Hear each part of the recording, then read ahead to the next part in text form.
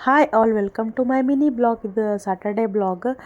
ಒಂಚೂರು ಸ್ಕೂಲ್ ಇಟ್ಟಿದ್ರು ಸ್ಯಾಟರ್ಡೇನು. ಆ್ಯಕ್ಚುಲಿ ಒಂದು ಸ್ಯಾಟರ್ಡೇ ಸಂಡೇ ಸೂಟಿ ಇರ್ತೈತಿ, ಬಟ್ ಅವತ್ತು ಸ್ಯಾಟರ್ಡೇ ಇಟ್ಟಿದ್ರು. ಒನ್ ಡೇ ಯಾವುದೋ ಮಿಡ್ ಡೇ ಸೂಟಿ ಕೊಟ್ಟಿದ್ರೆ, ಹಿಂಗಾಗಿ ಕಾಂಪನ್ಸೇಟ್ ಮಾಡಕ್ಕಂತ ಹೇಳಿ ಆಮ್ಯಾಗ ನಾವು ಅವ್ನ ಕರ್ಕೊಂಡು ಸ್ಕೂಲಿಂದ ಪಿಕಪ್ ಮಾಡ್ಕೊಂಡು ನಾವು ಗ್ರಾಸರಿ ತರೋದಿತ್ತು.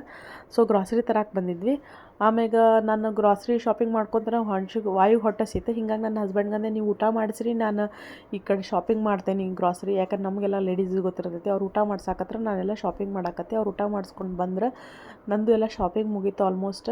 ಆಮ್ಯಾಗ ವಂಶಿಗೆ ಒಂದಿಷ್ಟು ಆ್ಯಕ್ಚುಲಿ ಶಾಪಿಂಗ್ ಇತ್ತು ಝೂಡಿಯೋದಾಗ. ಡೈಲಿ ವೇರ್ ಪ್ಯಾಂಟ್ ತೊಗೊಳ್ದಿತ್ತು ಅವಂಗೆ ಒಂದು 4-5. ಯಾಕಂದ್ರೆ ಸಮ್ಮರ್ ಸ್ಟಾರ್ಟ್ ಆಗೋದೈತಿ. ಬ್ಯಾಸ್ಗಿಗೆ ಅಂದ್ರೆ ಕಾಟನ್ದು ಚಲೋ ಆಕ್ಕವ ಅಂಥೇಳಿ ಒಂದು 4-5 ಪ್ಯಾಂಟ್ ತೊಗೊಂಡೆ ಅವಂಗೆ ಡೈಲಿ ವೇರಿಗೆ. ಖರೆ ನಾವೇನು ಶಾಪಿಂಗ್ ಮಾಡಾಕತ್ತಿದ್ವಿ, ಅದ್ರದ್ದು ಫುಲ್ ಅಪೋಸಿಟ್ ಏನಾಗಿತ್ತು ಅಂದ್ರೆ ವಾಯು ಮಸ್ತ್ ಎಂಜಾಯ್ ಮಾಡಾಕತ್ತಿದ್ದ. ಅವಂಗಾರ ಕಾಲು ಬಂದಾಗಿದ್ದ ಒಂದು ನಿಮಿಷ ಕುಂದ್ರಂಗಿಲ್ಲ. ಅವ್ನು ಓಡಾಡಕತ್ತಿದ್ದ.